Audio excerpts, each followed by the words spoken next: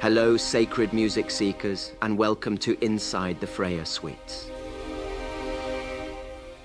In this series, Roberto, our composer, will be showing you the process behind creating the music for our upcoming Freya Seiðr Ritual Concert, taking you inside the DAW tool to see how ancient Norse mythology becomes modern orchestral music.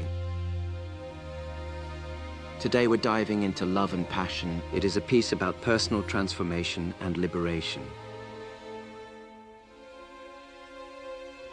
The inspiration came from a story tied to a vision that Jenn Campus, our cultural anthropologist and co-founder, had about 20 years ago when her spirit journeyed to Sessrumnir, Freya's golden hall. The vision was so overwhelming she had to leave, but it stayed burned in her soul since then. Together we transform that vision into this music. It's about breaking free from constraints, moving from yearning to passionate freedom.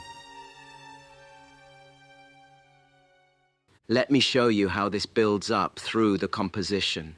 The emotional arc goes from yearning to passion to freedom to joy. To better convey these different emotional and spiritual states, we use 3 distinct signatures to mark each phase. 8 quarters for the beginning, 5 quarters to give a sense of restlessness, and then 9 quarters for the ending, leaving the listener with a renewed sense of curiosity for what comes next. This is Cubase 12 with several instrument libraries, including East-West Sounds Online and the excellent Spitfire Audio Appassionata strings.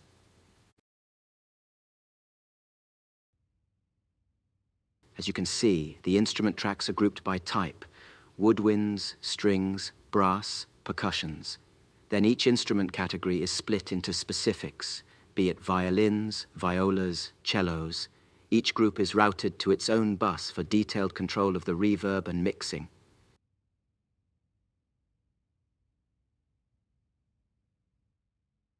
Okay, let's take a deeper look at the strings. The strings in this piece start intimate and contemplative, building a sense of longing, mystery, ultimately representing that yearning.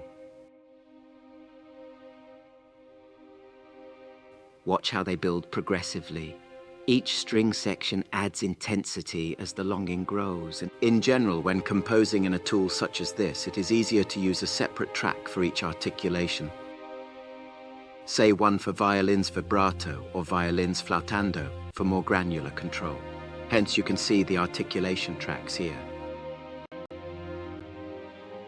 One of the most important components of a string performance is the expressivity of the player, the ability to modulate the intensity of each note.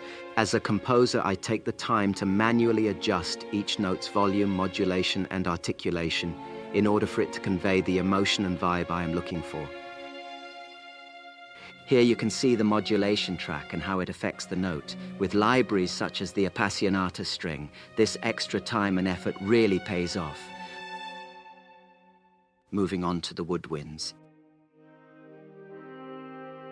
Adding layers, reinforcing some themes.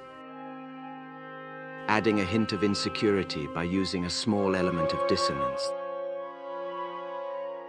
The flutes on the high ranges add warmth and breath. They're the emotional color.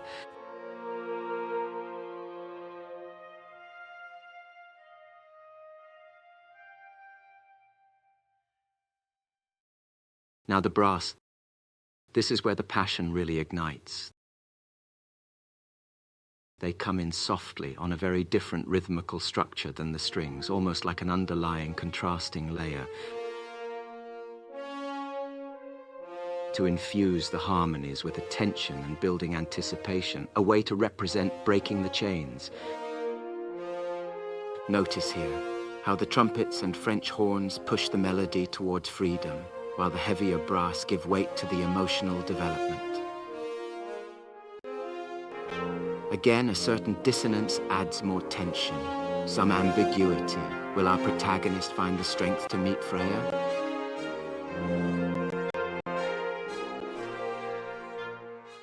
Percussion drives the dance of liberation. It's rhythmic, giving a sense of celebration. There is still a rebellious undercurrent. It's almost on its own tempo. Again, meeting a goddess should be a cathartic event, chaotic, liberating, and freeing, so the percussions here stress that.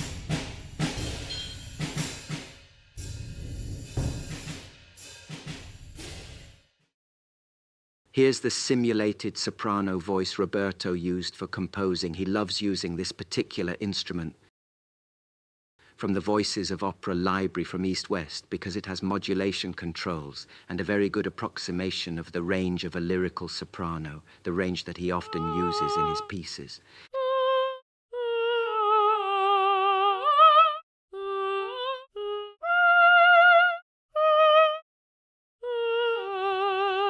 And here's how it sounds with the real soprano performance.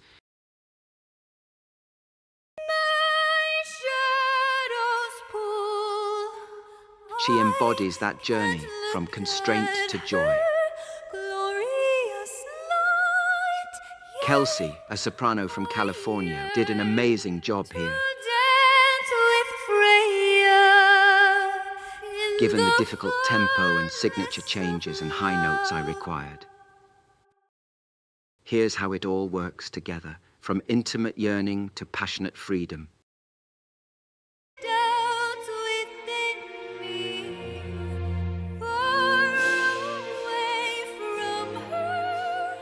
You can hear Freya's transformative power in every note.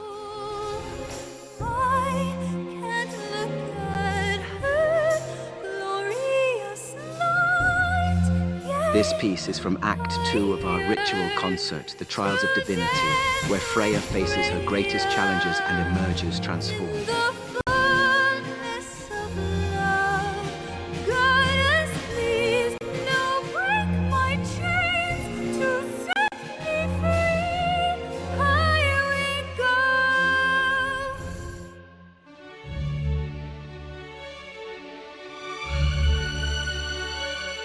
We are working toward a live performance, the first of many, if all goes well, of the entire Freya suite.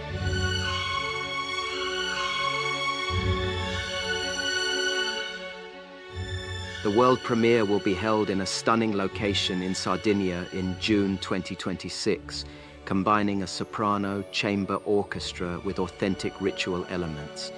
Each movement serves the larger spiritual journey we're creating. This isn't just music. It's a tool for transformation. We'll be sharing more of these composition breakdowns as we prepare for the concert, giving you an inside look at how ancient mythology becomes modern music. Make sure to follow along for more behind-the-scenes glimpses into the Freya Seiðr Ritual Concert project.